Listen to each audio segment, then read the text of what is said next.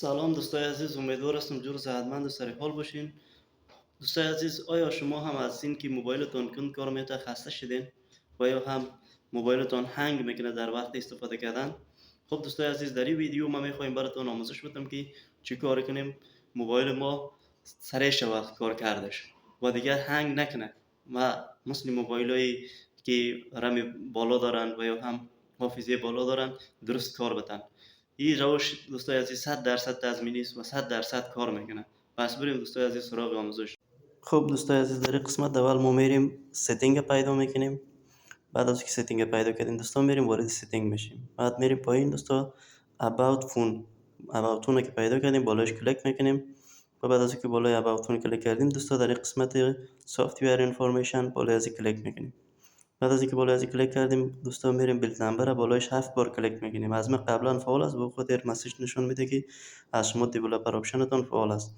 بعد از اینکه فعال شد دوستا میریم پشت سر و بعد از در قسمت دیولپر آپشن بالای از کلیک میکنیم و بعد دوستا میریم در قسمت سرچش و انیمیشن ویندو انیمیشن سرچ میکنیم. ویندو انیمیشن که سرچ کردیم دوستا منتظر می باشیم برای ما باز شود. بعد از اینکه باز شد دوستا بالای ویندو انیمیشن اسکیل بالای از کلیک میکنیم.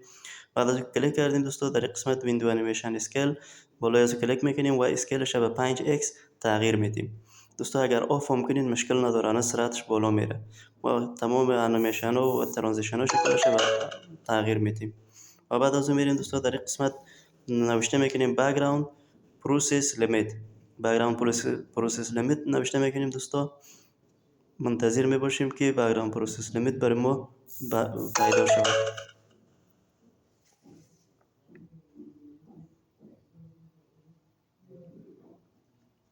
بعد از بک‌گراند پروسس لیمیت که برای ما پیدا شد دوستا بالای از کلیک میکنیم. در این قسمت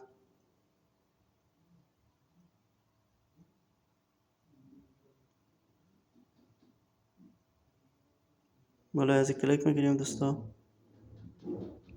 بعد از اینکه بالای از کلیک کردیم دوستا میریم و بک‌گراند پروسس لیمیت شکی است به ایتی مصدوق پروسس تغییر میدیم.